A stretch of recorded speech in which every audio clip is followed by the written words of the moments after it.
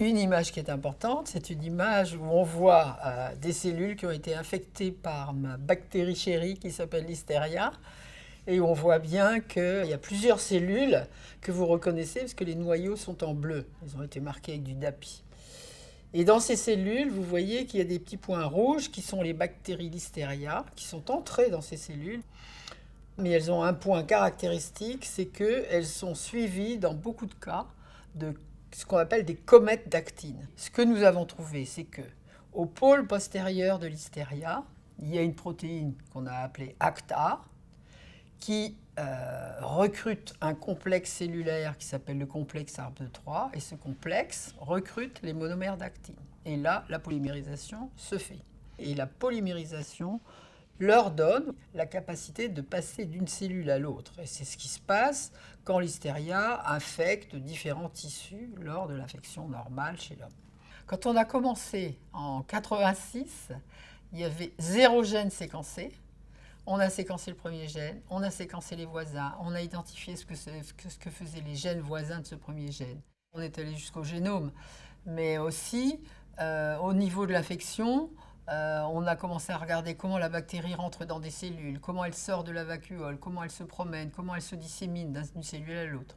Et puis au niveau de l'hôte infecté, l'animal, on n'a pas pu regarder les hommes, mais quand on les a regardés dans des petits mammifères que sont les souris, on a pu analyser comment les bactéries traversaient la barrière intestinale, et puis on a regardé aussi comment les bactéries vont jusqu'au placenta. On a ouvert des portes de beaucoup de thèmes, que ce soit en biologie cellulaire, que ce soit en épigénétique, que ce soit en microbiologie fondamentale. Depuis quelques années, on s'intéresse beaucoup à l'ARN. On avait d'abord découvert ce qu'on a appelé un thermosenseur, c'est-à-dire qu'on avait une structure de l'ADN qui faisait qu'on avait un gène qui était exprimé ou qui n'était pas exprimé selon la température. Et ça, c'était très intéressant parce qu'on sait que Listeria infecte à 37 degrés et que tous les gènes de virulence sont bien exprimés à cette température-là, alors que quand la bactérie est dans l'environnement, puisque Listeria c'est une bactérie du sol, elle ne perd pas son temps à aller exprimer des gènes de virulence. Ça nous a orienté de fil en aiguille, pas trop sur les petits ARN, mais sur les petits transcrits. Et quand je dis c'est pratiquement pareil, mais c'est pas tout à fait pareil. C'est-à-dire qu'en fait, on a des gènes qui peuvent être exprimés de deux façons, avec un petit transcrit et avec un grand transcrit. Et ça, ce sont des gènes qui sont régulés par ce qu'on appelle des riboswitches. Et on a publié plusieurs articles importants sur des riboswitches, et notamment un article qui montre qu'on a des riboswitches qui peuvent réguler des ARN non codants, chose qui n'avait pas été décrite pratiquement jusque-là. Et c'est vrai que moi, l'ARN, ça me fascine. Donc pour le moment, par exemple, on se pose la question sur la façon dont les ARN peuvent communiquer avec la cellule infectée. Et là, aussi par hasard, j'ai l'impression qu'on est en train de mettre le doigt sur des ARN qui sont sécrétés. Et ils sont sécrétés grâce à une protéine qui fixe les ARN. Donc une protéine qui sort de la bactérie et qui sort et qui emmène des ARN. Ça aussi, c'est tout à fait nouveau, non publié, mais c'est très intéressant. On a pu montrer, en cultivant les bactéries avec et sans antibiotiques, qu'on avait des gènes qui étaient régulés, comme je vous disais tout à l'heure. Des gènes qui étaient régulés en disant un petit transcrit ou un grand transcrit. Donc des gènes qui étaient régulés avec des riboswitches.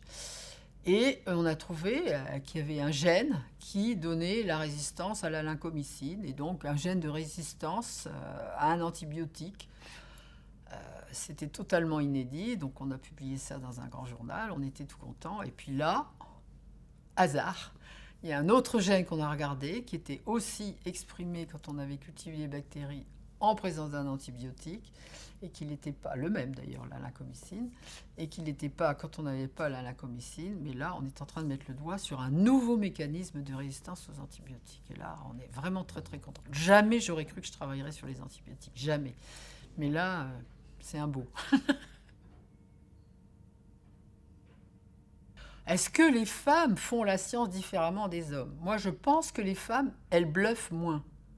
Si elles ont des doutes, elles doutent. Elles crânent moins. Les hommes, ils crânent.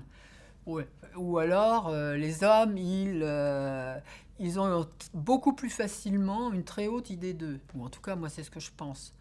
Tant que je n'étais pas arrivée à avoir réalisé des très grandes choses, je n'avais pas une grande confiance en moi. J'étais pas à me dire, voilà, je suis Pascal Cossard, etc. Maintenant, je ne peux pas m'empêcher de voir que les choses qu'on a faites, elles sont magnifiques. Et quand je dis on, c'est parce que j'avais une équipe qui était formidable.